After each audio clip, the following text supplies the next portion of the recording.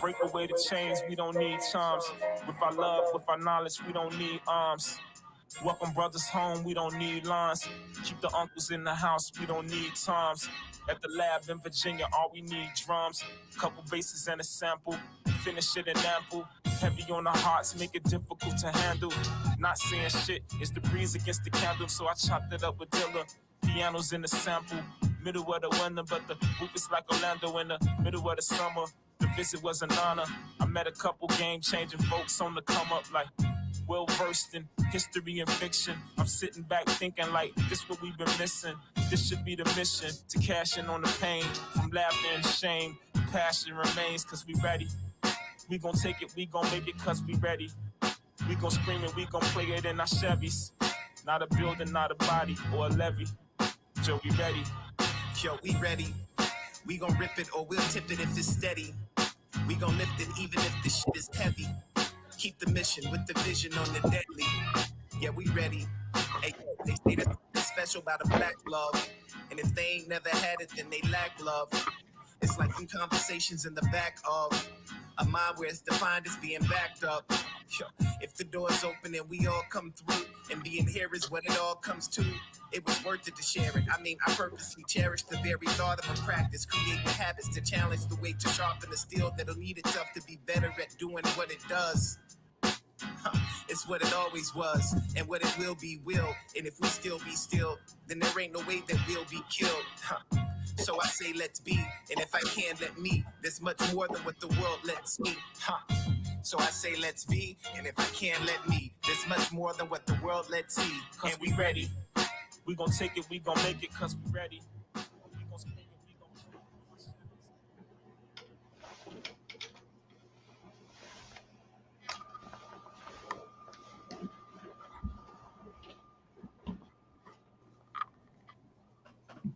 Thank you so much for joining us for our Hip Hop Film Festival panel discussion about the arc of hip hop culture. I am so excited to have this conversation. AD and I have been talking about it for a minute, and it's finally come to fruition, and I'm so glad that we've got all local artists here to have it with us. So let me introduce our moderator for tonight. Like, if you don't know him, you've been living under a rock. Professor A.D. Carson is a performance artist and educator from Decatur, Illinois. He received his PhD in rhetorics, communication, and information design at Clemson University. And if you haven't checked it out, you need to, because his dissertation, he wrote a rap album called Owning My Masters, The Rhetorics of Rhymes and Revolutions. It's a 34-track rap album, and it's absolutely amazing. I listened to it on repeat like for a week and a half. But that's not all he does. He is a writer. He is a poet. He's written 2 novels. And he is currently assistant professor of hip hop and the Global South at the University of Virginia's McIntyre School. AD, what's up? Yo, what's going on? How's it going? Peace to everybody who's here, and folks who are tuning in. And so it's very exciting to be able to have this conversation with you all. We're kind of thinking about film and hip hop, and so we've assembled a nice crew here to be able to talk. I'm going to read everybody's bio, and then we'll be able to kind of jump into the conversation. So our first panelist is Cullen Wade, whose rap name is Fellow Man. He's an MC, educator, promoter, and writer based in Charlottesville, Virginia. He's a co-founder and director of the 9 Pillars Hip Hop Cultural Fest, and he teaches audio and film production at Monticello High School. So give it up for Fellow Man. Jaywar King draws on his Jamaican and Haitian heritage and engineering background as inspiration for his music his band, and his production style. The Brooklyn-born, Tidewater, Virginia-raised artist whose full name means peace-loving Lion King shares his passion for music, fashion, and football with his international audience.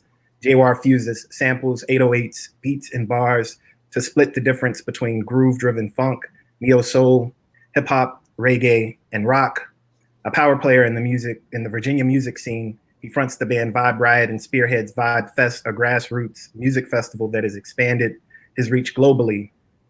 With what Spain-based music influencer Petons calls elegant percussion, deep vibes, and pleasant sounds, Jawar campaigns to be the Bob Marley of hip-hop. A charismatic storytelling, bright vocal timbre draws comparisons to Jay-Z, Kendrick Lamar, and Anderson .Paak. Music critics describe a smooth percussive flow as hypnotizing and deep, while the content of his lyrics ranges from defiant to sexy. But even, quote, even when Jawar is talking about politics, Aaron O'Hare of the Seville Weekly observes, he's really talking about love, end quote. So give it up for Jawar. Appreciate that. And our final panelist, born in Newport News, raised in Charlottesville, Virginia, Remy St. Clair began performing at the tender age of 13. He's an artist who provides platforms for new and existing artists. Remy may be best known as co-founder of the Nine Pillars Hip Hop Festival, a week-long celebration of hip hop. You may know him from emceeing Pride Festival in town, or you could have seen him at the Rugged Art Showcases, which is the longest reigning hip hop showcase in Virginia. He's a creator and host of 101.3 Jam's The Throne Room, and former co-host of the Rise and Grind morning show. One thing is for sure, whenever or wherever you see Remy, music will be happening and it will be unforgettable. Give it up for Remy St. Clair. And now that we have our introductions out of the way, I think that because we're talking about film and we're talking about hip hop, it's always good for me. I mean, folks who know me know that definitions are really good for a productive conversation. And so I'd love to hear you all, each of you talk about, where you're from originally. As opposed to, if you're from Charlottesville, of course, then Charlottesville, but where you're from, how that influences your conceptions of hip hop. But really, I want to know how you conceptualize hip hop. What is hip hop to you? And how that might be influenced by where you're from. So I'm kind of trying to define hip hop for the folks who are going to be listening to this conversation, because I think that will, at least when folks have questions, whenever we have our Q&A a little bit later, we'll have a little bit of precision with the questions that people ask. So I guess we'll start with how the intro started. Start with fellow man. Yeah. So I was born in Washington, D.C. I grew up in the Northern Virginia suburbs, and I've been in Charlottesville for just about exactly a decade now. My youthful intro to hip hop came from it's funny, we were Remy and I were doing an interview a few years ago, and he said that his first introduction to hip hop came when I forget who it was, an elder figure in your life, don't let me speak for you, turned on Public Enemy, press play on a Public Enemy tape and said, "This is music." And I had sort of the obverse experience of an elder figure in my life turning off the tape and saying, "This is not music." And of course, being defiant as I was, I'm pretty sure it was MC Hammer. Being defiant young person that I was like, I need to know more about this. This pisses the old people off. And that was kind of the beginning of my journey. I think my response to those early hip hop records that I heard was a fascination with something that felt so youthful, and also just kind of an ineffable kind of, like I put it on the song that actually I invited AD to be on. It spoke to my soul at a very young age. But the sort of framework through which I later came to understand hip hop came from one of my other idols of my youth, which was KRS-One, who, famously said, "Rap is something you do, hip hop is something you live." He described hip hop as an awareness and an attitude and a way to see the world, and that people in the culture, you can be hip hop without making rap music necessarily. It's about how you walk, how you move through the world, how you relate to other people. When I say how you walk, I don't mean physically, like, swagger, but how you walk through the world.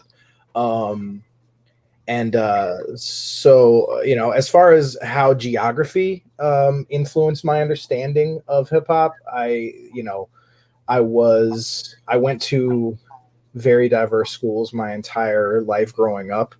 And there were many times, like, I'm perhaps unusual as a suburban white kid, in being very, very comfortable my entire life with being the only white person in the room, because that's just sort of the communities and the friend groups that I gravitated toward. So it was, the Northern Virginia suburbs and the DC area. Of course, there's such a strong, proud history of African-American culture in DC. And I think wrapped up in my understanding of hip hop was my understanding of go-go and all those different threads that are kind of woven together in the DC community. Word. All right, I appreciate that. Jawar, we're coming to you next. So, question was tying my geography where I'm from to, I guess, my experience with hip hop, right? Yeah. So I was born in Brooklyn. I grew up in Virginia Beach, and and then I bounced around kind of central VA for the last, I'll say, I don't know, 5-6 years or something like that. And so, I don't know, it's really hard. The first part we talk about defining hip hop, it's hard for me to define hip hop in an absolute, but just my experience coming up with it. My pops and my mom are from the Caribbean, and so first I have to, before I start with hip hop, I gotta step back one step behind that. I grew up on reggae, and somehow, some way, I feel like it was images of like LL Cool J or something. It was imagery that really grabbed me. Some imagery early on in my life for hip hop grabbed me and made me gravitate towards it. And my father gave me my first hip hop record, which I think you might not call it a hip hop record though. Actually, it was the Fugees. And so it's a fusion.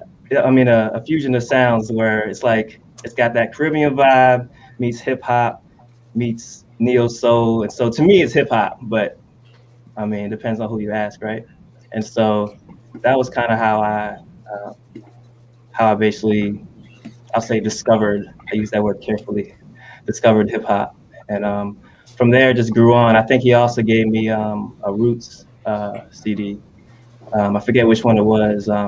One of the early, maybe the second or third CD, and just kind of whatever I was into. My dad was really good about, I see you into this, I'm gonna educate you on it, or I'm gonna show you, what you think you like and help you go even further into it.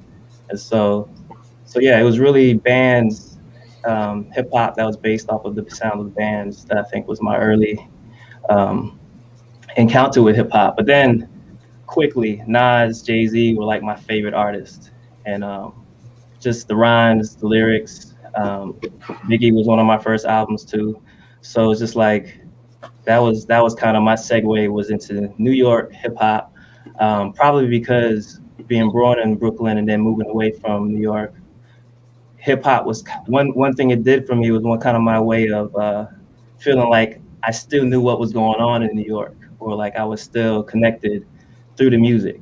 And so, man, I loved everything coming out of Brooklyn, everything coming out of Queensbridge. I had to have it. I had to hear it, like reciting Mobb Deep line for line, all of that. And then eventually the West Coast grabbed me, Snoop.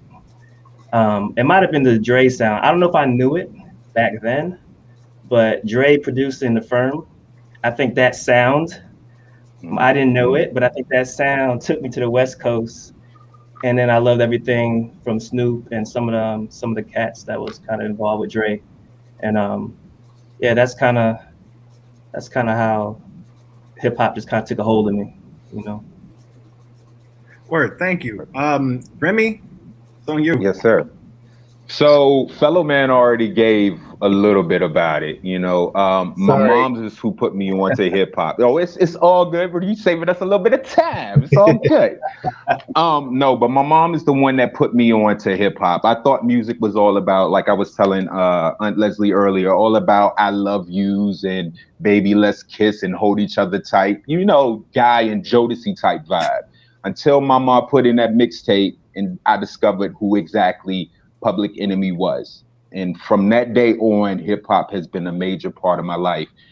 The wordplay, the rhyming, the schemes, everything, the heart, the soul, the truth in it, it just called to me, man. And I just had to be a part of it. I knew since that very first day, that very first song, I had to be a part of it.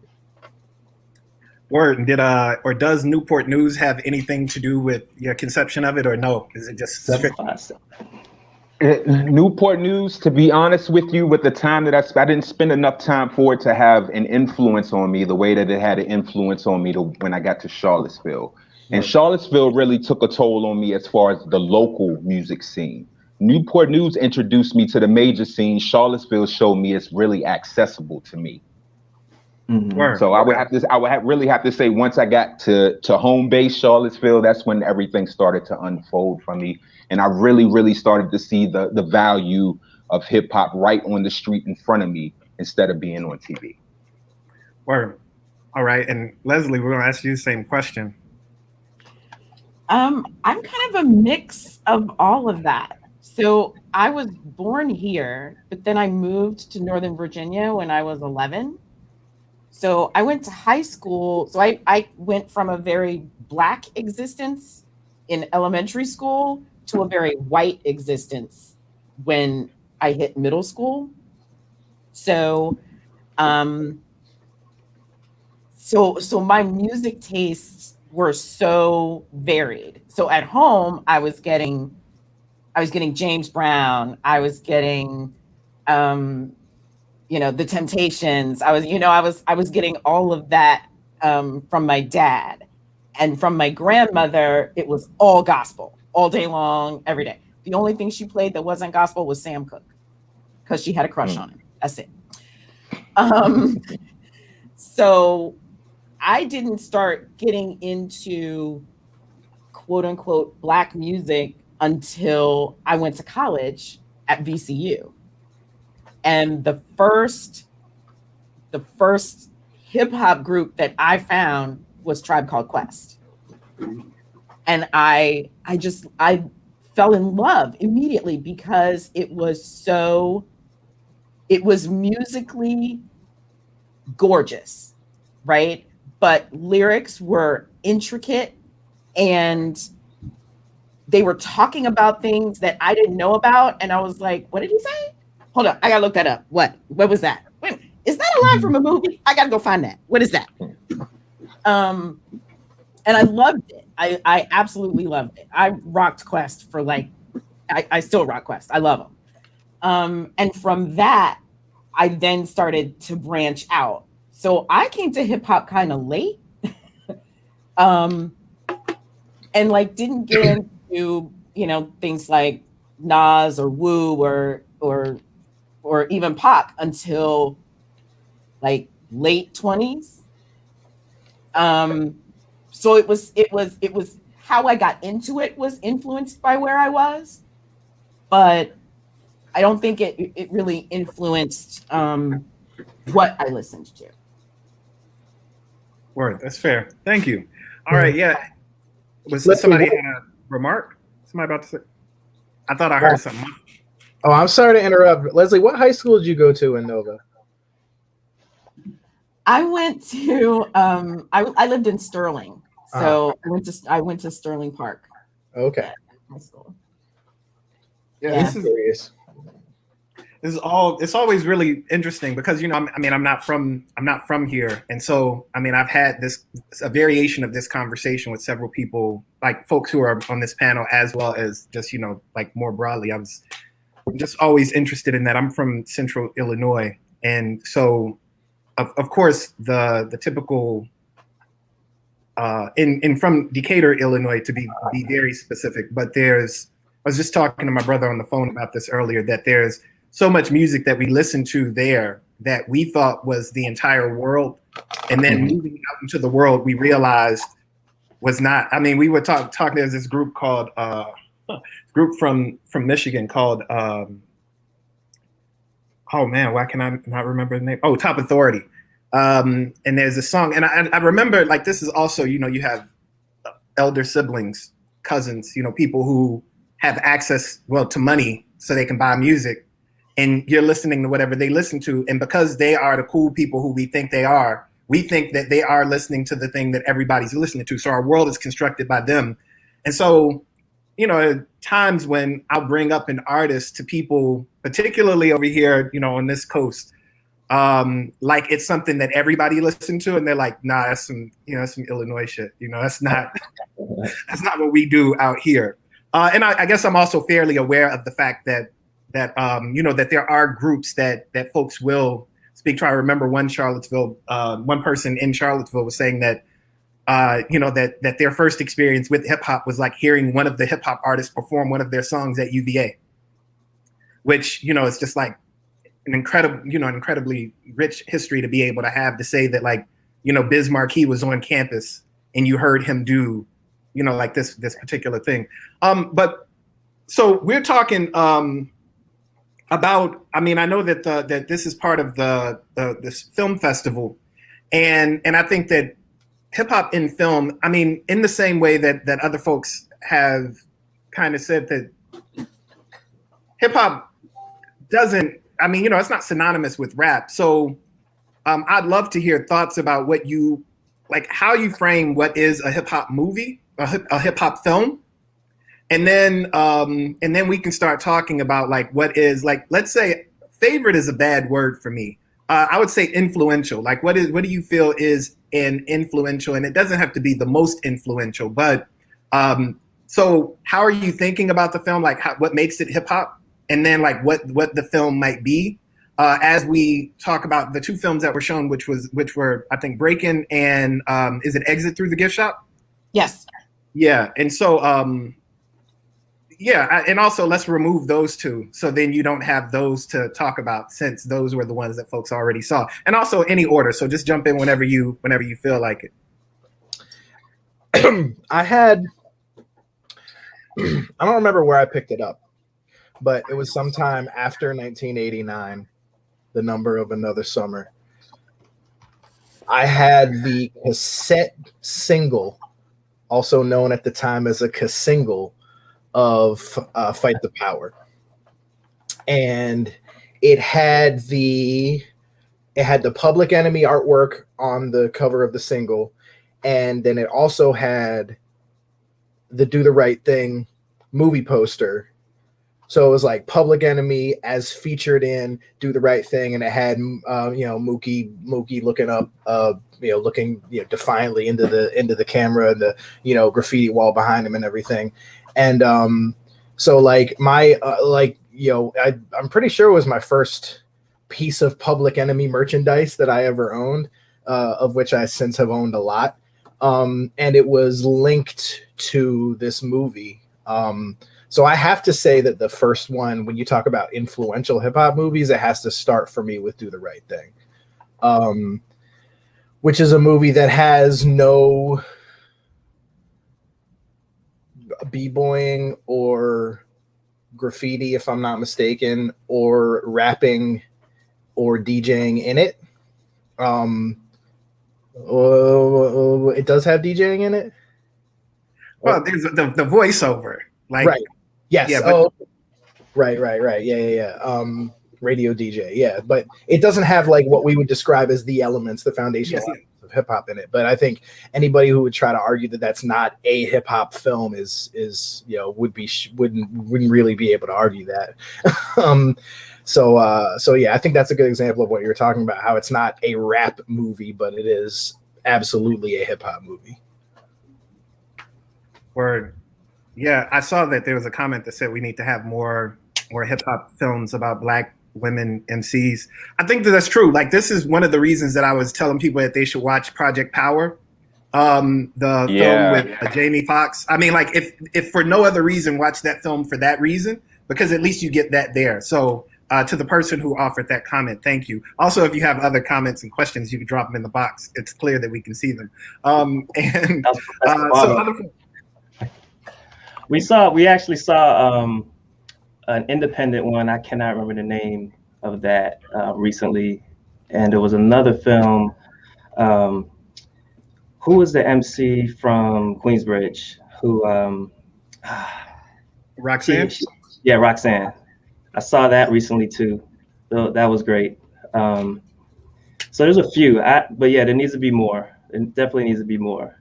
But I thought that was a really good one. And you got to see little glimpses of, you saw Lil Nas in there, you saw a couple other, you saw Marley Marl in there. And what I really loved about that, I don't mean to sidetrack the conversation, but another thing I really loved about that movie was you got to see, I saw artists that I only knew from hearing Nas shout them out on the intros. You know what I mean? So it's like, remember how I was talking about how the music made me feel like I didn't leave or kept me connected with certain communities? You hear street names, neighborhoods, all that being called out. But yeah, seeing some of the names, faces to the names that I never really knew who they were, but then understanding how they influenced hip hop through that movie was real cool. So I thought the movie on Roxanne was great. Both of those are really good. I think fellow has a microchip in my head. Do the Right Thing would have to be it for me. I saw a comment that said Radio Raheem was hip hop embodied. I have to agree with that. If he didn't show us on camera exactly what the struggle of hip hop is all about, and I mean the grassroots origin of hip hop, where all the stories originated from, bad neighborhoods, you know what I'm saying? No heat in the middle of the summer. You feel like you're about to boil, you know what I'm saying? Everybody breathing down your neck. The law not on your side, you know what I'm saying? Dealing with attitudes from your mother and your next door neighbor and your girlfriends, you know what I'm saying? All these are stories we've heard in hip hop. And I have to agree, that to me is the perfect example of what a hip hop movie should be. I want to throw out another one, or one and a half. One, Hustle and Flow. That's one that I really liked a lot.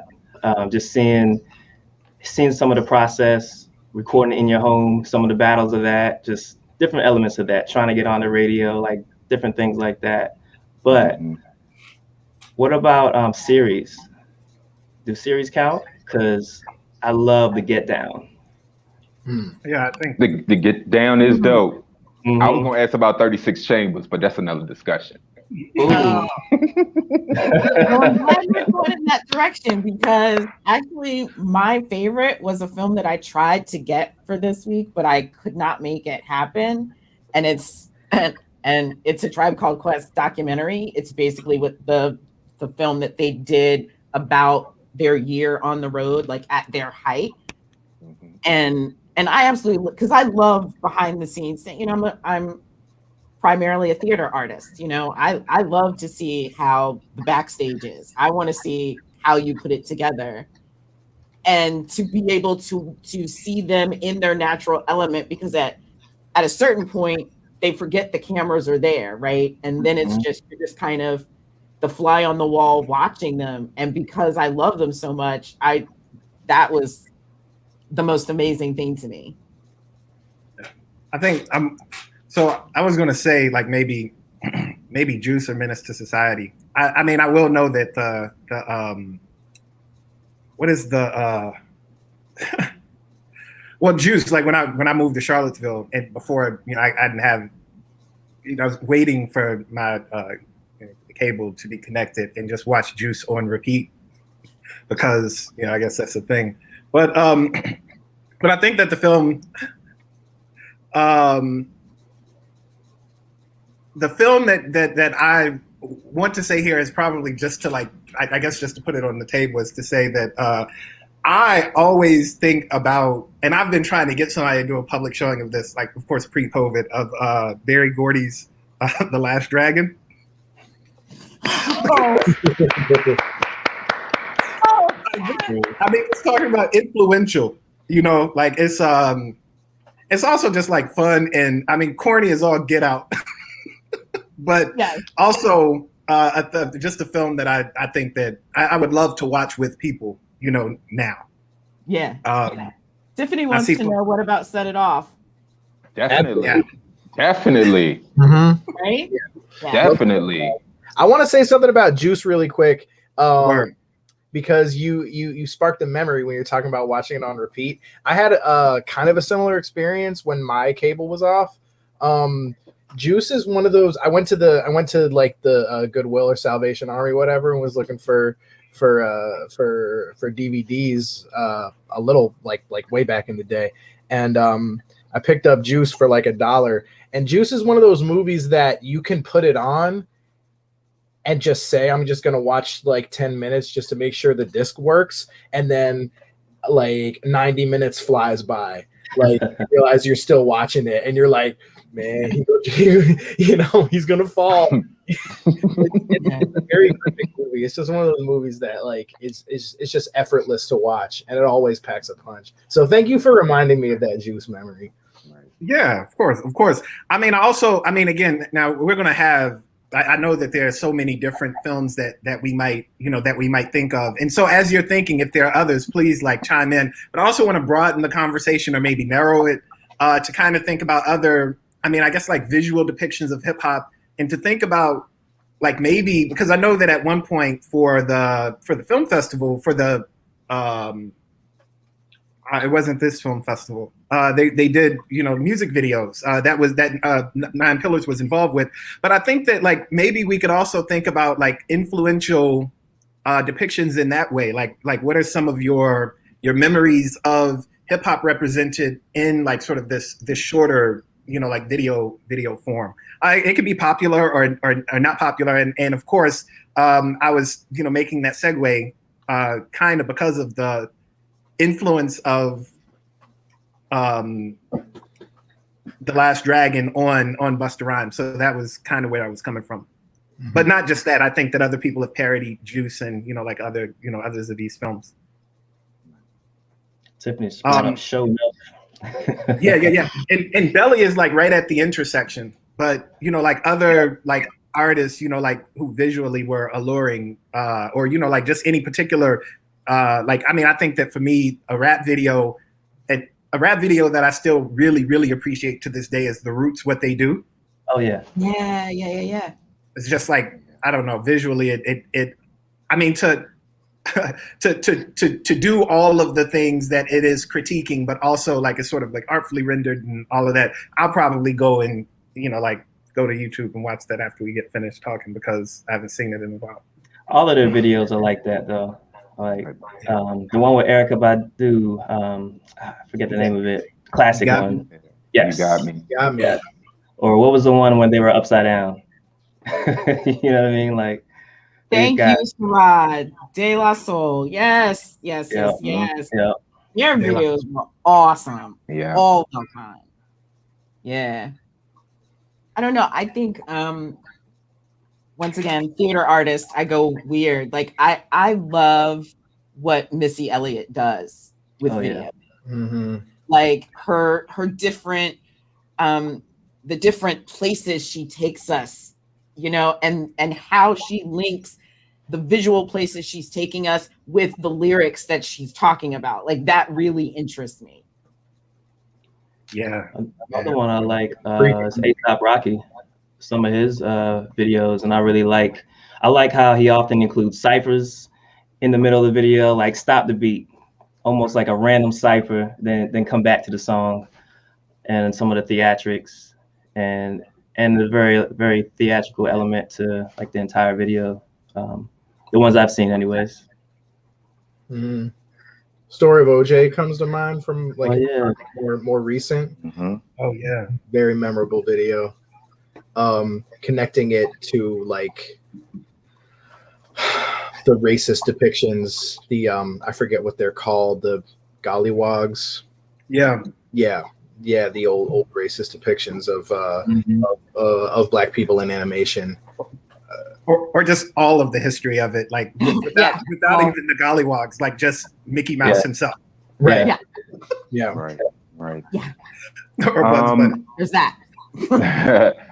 I'm gonna have to say, just coming off the top of my head, because I can't say the one that I want because Auntie already nabbed it. I'm gonna go ahead and say Common, The Corner. And the reason why I say that is because of that street corner vibe and that poetic vibe that it had to it. It seemed really organic and natural to me. So I'm gonna have to say that one really stands out to me. Yo, this okay. I'm looking at the comments over here too. So shout out to Munir with liner notes for the Revolution, The Intellectual Life of Black Feminist Thought. Great book that y'all should check out. But I see some of these others. I mean, I wish that, this is also like the place where, like you would just tell people in the comments for later to just like drop the links to the dopest videos. So that whenever anybody goes back to this, then they'll be able to like check out the videos that we're talking about. Right. Because it'll be good to be able to, to think about some of these. I do. I would love to also think about like some contemporary things. Jawar, you mentioned like the A$AP Rocky thing. I know that there's a more recent Anderson .Paak video for the song Lockdown, which I believe won a Grammy. If that's a thing for people. But in that like the video. That's what we should be talking about right there. That's the conversation we need to slide that comment in. Because but now keep going though. Because that's the thing, right? Like there's street cred and then there's commercialization. Yeah, I don't like. Yeah, they are boogie monsters and they're like real monsters. I don't know. We shouldn't go there all the way in there. The only reason that I mentioned the Grammy was because that was something that people might know. But the video for the song, there is like this break in the middle where J-Rock is rapping. And so like I was hoping that at some point the version of the song that is the version of the song that you download doesn't have that. It does have this like this, this long instrumental break. And I love it. But also, it's like, okay, so where's the remix or whatever is coming? Because that's the thing that I want to hear. And so it's something that's afforded, like, or something that happens in that form sometime that you kind of have to watch the video in order to get. He's not the only one, but that is, a recent one. Or, someone like Tierra Whack, and all of her videos are incredible. Like highly influenced by Missy Elliott, I think, but also just like super weird, really colorful, and she's just like an incredible spitter. She's definitely a better rapper than a whole lot of folks. But like also just like there's this visual appeal, and it's not trying to be pretty, it's not trying to be like flossy. It's actually like in a lot of ways unsettling. I think she's just dope. The other more contemporary folks. Well, it's interesting you brought that up, the version, like the video version of the song that has bits in it that the album version or the single version of the song doesn't. Because I think that came from, it's interesting, I've been thinking a lot lately about sort of the position, and by lately I mean the last like 4 years, about the position of the music video relative to the album, that it was originally a promotional thing to sell, because the videos weren't really maximized as art until the age of YouTube, right? They weren't even capitalized on. They weren't. I know they were copyrighted, but they didn't collect royalties on them. They were just given away for free because they were supposed to sell the album. And I think people my age and older still think in the back of our mind, maybe not like, like intellectually think this, but we conceive of the music video as an advertisement for the album. It's to make you go out and buy the album. But then, of course, when YouTube took off, Universal Music Group created Vivo, they started collecting all these royalties from the YouTube plays of the videos, and it turned into more of a commercial product in and of itself. So I think it's a subtle shift in the meaning of the music video that happened around the 2008, 2009, something like that. And yeah, so it's the same thing. Like the video version, like you can't get that J-Rock verse except on the video, and that's why they did it that way, because it's no longer an advertisement for something else. It's an entity in and of itself. Yeah. But when you think about videos and how that came into hip-hop artists or rap artists selling their stuff, they were already behind the 8 ball because it took forever for their videos to be played. Like MTV blocked anything black until Michael Jackson said, yes. "Oh no, you're playing it." Like you're playing everything black or you're not getting my stuff. Like it took something like that and their station almost dying for that.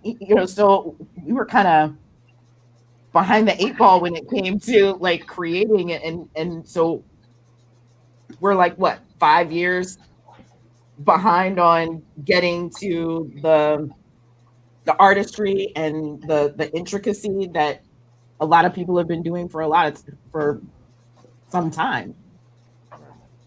Yeah, I saw someone also did mention Michael Jackson and his videos, and I think the Michael Jackson is kind of a his videos are a high bar.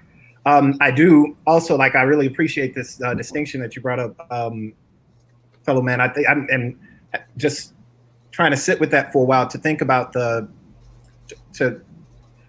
how even I think things like Billboard are, or like these things are generated differently based on the ways that folks interact with what you do online. And it's all of the things you do online rather than just like the way that your music is being consumed. Mm-hmm. If consumption over the counter is a thing anymore, it's not just that, it's all of the ways that something that you are making is being consumed by people who want to interact with it, which it completely changes the thing, because somebody could never have bought your song and 14 million people listen to it on YouTube, and you've still you've done those numbers. So yeah, I see it. Folks are also now naming the television or the video shows. Yeah. 106 in Park, The Basement. I was about to say The Basement. If my brother is watching, there's this. This is like my story about coming into hip hop, is that after school, Jeopardy still comes on at the same time. It's been faithful, and I used to get home. We would run home as fast as we possibly could. Whoever got the remote control had control of the TV until my mother got home. And if I got the controller, then we were watching Jeopardy. If he got the controller, then we were watching Rap City. And I just needed to watch Jeopardy. That was the thing. I wanted to watch Jeopardy. And I don't know, he beat me, and then and I just remember, particular videos sticking with me, and I don't know that I ever really gave up, but I wasn't mad every time. Eventually I wasn't mad when he would beat me home, but then I would just try to get him at least to turn back so that we could watch Final Jeopardy. Now I got my own stuff. Compromise. That's called diplomacy. We've got our first question. Yeah. Lena wants to know, how are you as hip hop artists making connection to the education systems? That's a great question. Well, at least 2 of us on here are teachers. Yeah. in 2 different educational systems. How else are you guys doing that? I guess I'll speak for myself. I'm not a teacher, so to speak, but I do try to. I present my flow and I pick my topics, in such a way where, I mean, I might do a party and BS track, right? But I'm also doing a lot of political tracks, and so I'm trying to drop a little bit of coins here and there, some jewels here and there, and try not to just make it all just. I mean, you want it all to sound good, but I definitely try to put a lot of substance in there. I try to introduce ideas within my lyrics so that, somebody who's listening a little bit closer can kind of pull something from that and maybe think about something that they might not have otherwise thought about. One of my favorite things that grabbed me about hip hop is I used to just love artists who had like triple and double meanings with one line. And like, if I didn't understand what it meant, I had to go find out what that meant. You know what I mean? You go down a rabbit hole. And so I try to interject some of that, into my music. Yeah, I would love to. I mean, also like maybe just sort of, thinking about that question, like wondering how, like education systems in the area are like tapping into the resources that they might have in hip hop artists who are around here. And the reason that I asked that question is because I know that it might be difficult if I'm an MC and I would love to teach. It would kind of be weird, and I don't know how I would be able to get into somebody's classroom. But if you're a person who has a classroom, or if you're a person who, is, involved in, sort of like setting the curriculum, and that there are these artists, you have like 9 pillars or, like other organizations or individuals that might want to be a part of, like what's going on. I would love if there were some resources like that existed, that artists who wanted to be involved in education locally or, like sort of regionally, were able to go to some folks. And I see that Asheru was mentioned, the Hip Hop Education Literacy Program. So shout out to Asheru. But other thoughts, and maybe fellow man, you're as perfect a person to ask that question as anyone. Which question? The one about how folks might be able to get in contact with, like particularly like say like the high school folks that they might want to work with. Yeah, hit me up. Hit him up. C Wade at k12albemarle.org. CWADE at the email server for the Albemarle County Public Schools. I have guests all the time. I had it's especially easy with virtual school to have anybody call in from anywhere. Linz Prague has visited my class. Marcel P. Black has visited my class. Haven't been able to work it out with Remy yet, but as there's an open invitation. Same with you, Jay. Yeah, I always, I think it's interesting that to hear when students hear from someone who is active and makes a living in hip hop music, it sort of, when they hear what that life is actually like, it kind of shatters or upends a lot of their understanding of what a rapper is, and I think actually hearing about all the hard work and sacrifices that you make being an MC, and the fact that rapper doesn't equal rich is a concept that a surprising amount of adolescents still struggle with. But yes, any opportunities to bring people with different perspectives, especially coming from the hip hop world into my classroom, is adult rappers. Yes. AD just mentioned the thing.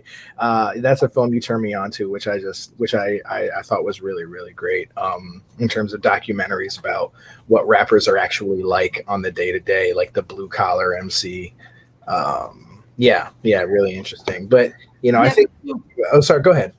Albemarle County actually has an entire program that's artist in residence, where any artist, whether you write, whether you sing, whether you rap, whatever you do, you can get registered as an artist in residence, and then any teacher in Albemarle County schools can invite you into their class to teach their students. And I'm registered as one of them. I've taught in Albemarle County schools a playwriting course. Mhm. So it's absolutely available for artists to do that. And if anybody has any questions, they can just email me at publicprograms@jeffschoolheritagecenter.org, and I'll give you all the information. Word. And so there's a there's a question about making connections to poetry, previous musical artists, and giving them credit for their work. I don't know if any of you have anything to say, in response to that. I'm writing something that so man, I hate to talk about things before I do them, but And then you have to do them. no, I'm gonna do it anyways. But it's I like things to just come out as a surprise. But I'm gonna break my rule.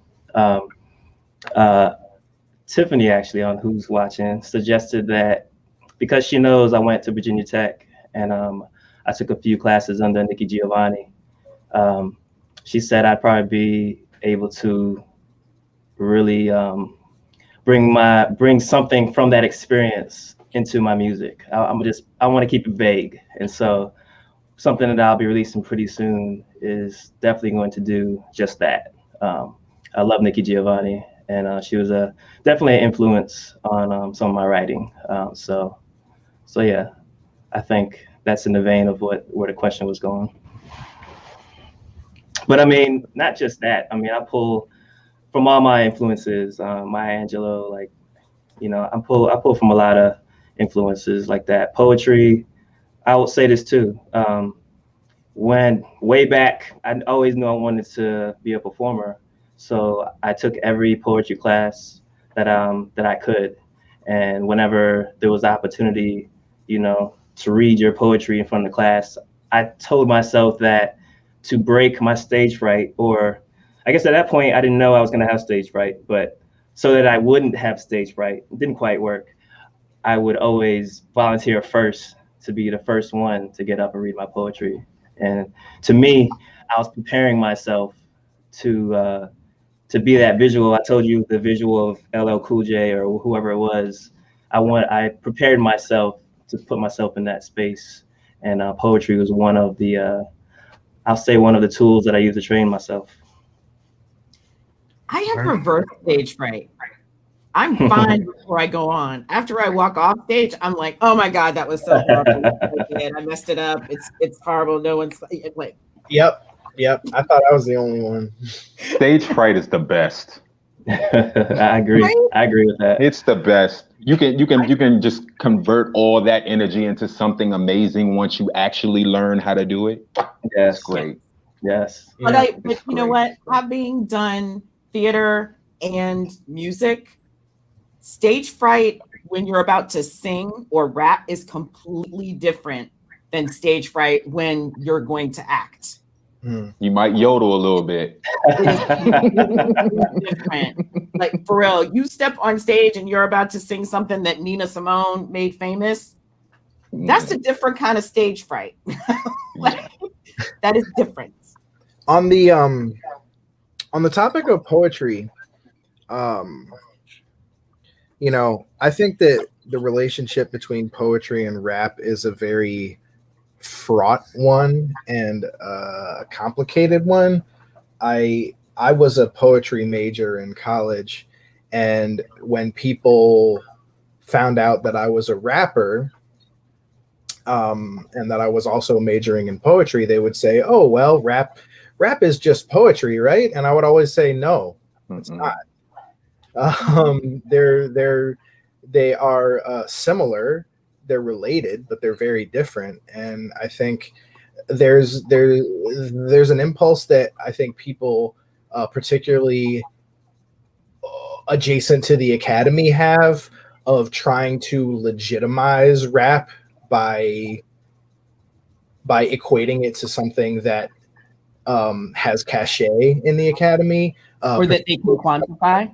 Yes, and even more specifically, to compare something that is coded as black to something that is coded as white, and legitimacy that way. It's like when Bob Dylan got the Pulitzer Prize for literature, right? For his songwriting. Yeah, he's a great songwriter. He doesn't deserve a Pulitzer Prize for literature. Those are two different things. Not that one is better or worse or greater or lesser than the other, but I think they're two different things. So I do love poetry. I write poetry. I love hip hop. I make hip hop. They're not the same. I started out writing little poems and stuff to the little honeys that I wanted to be my girlfriend early on in the 3rd and 4th grade. So I would like to think that, you know what I'm saying, applying that knowledge to what I do now, you know what I'm saying, gives me an advantage.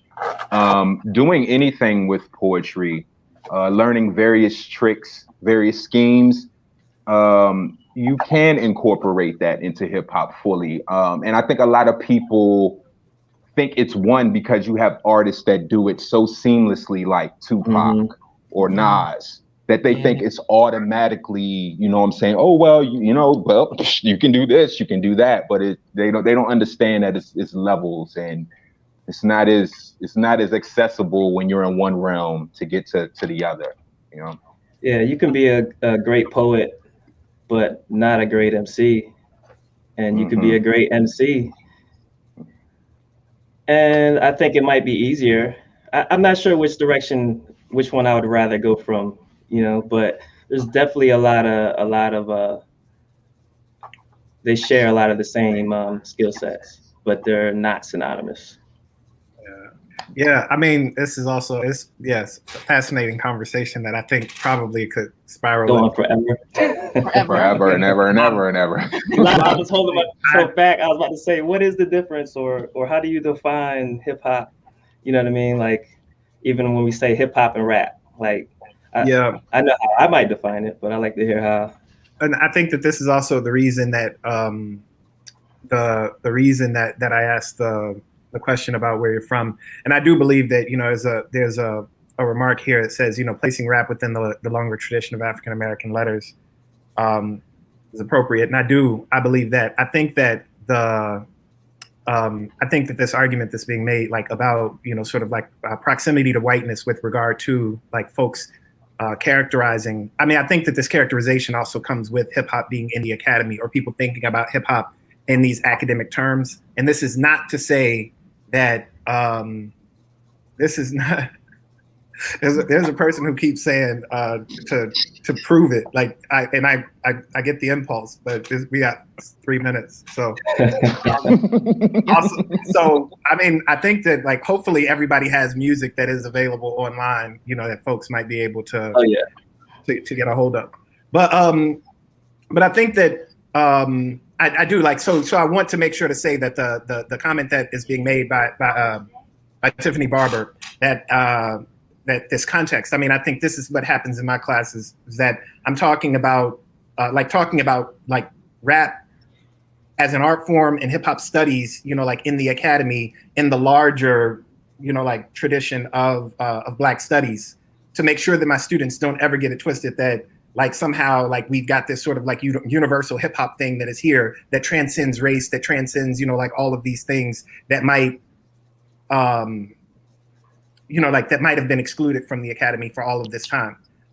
So, there's that. The last comment or the last question, like very quickly, is to ask you something that, I like something that you are currently listening to and something that you are currently like say making or have currently made, or, something that is recent. So something that you're listening to and something that you made.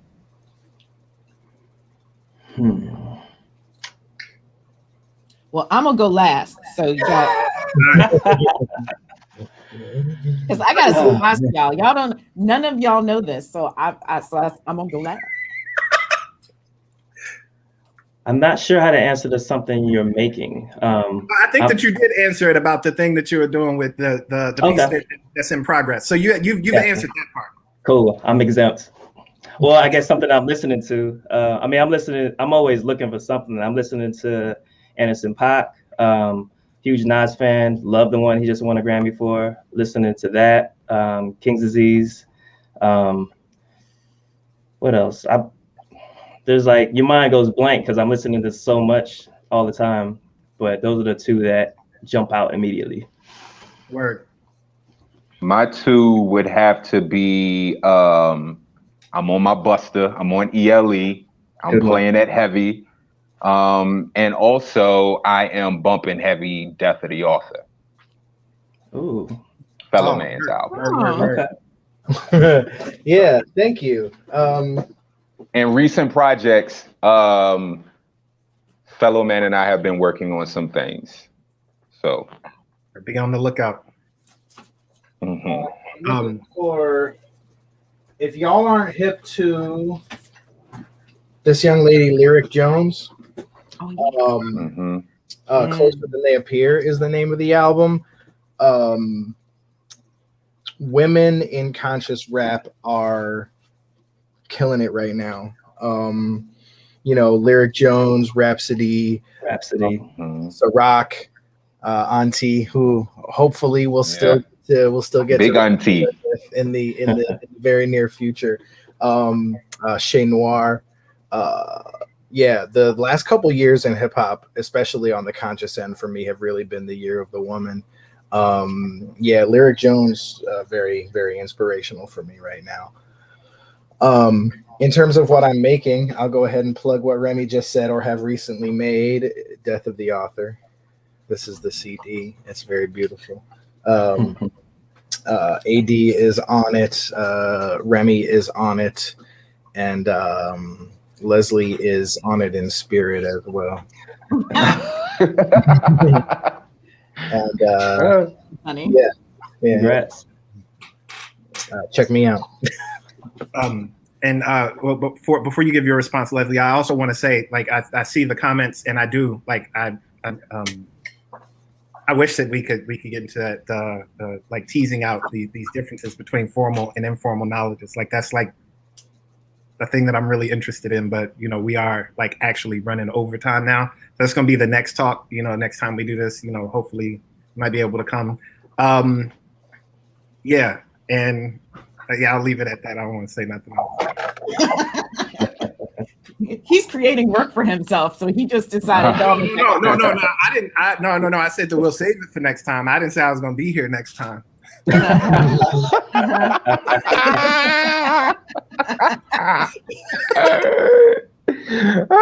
else would we get? Come on. So I'm gonna plug our moderator a little bit because for real, hip hop, all I've listened to lately is I Used to Love to Dream. I wish there were more tracks on it. Like I absolutely love your music. Love it. And what I've been working on, y'all don't know, but I am working on an EP of all original songs. A friend of mine from college and I are writing stuff together. I'm writing a couple solo. So sometime this year, there will be an EP of all original music from me. We're looking forward to it. And so, I just want to say thanks to all of the panelists for giving so generously of your time and of yourselves and of your minds. And, this is... it's been good to talk to y'all, and I know that there will be more occasions for the future. And so please check out the work of the people who are on the panel, but also tune into the Charlottesville hip hop scene, support local artists, especially on those Bandcamp Fridays. And if you think something is dope, then share it with other people and stop complaining about what's not happening. Oh, hey now. Woo. Woo. That's it. Woo! That's it. And I think that's it. That's all that needs to be said. No more. Yep. We're done. Be what you I'll want let to y'all see. later. Yes, yes. Thank you guys Peace, so y'all. much. Ashe. Peace. Good, thanks.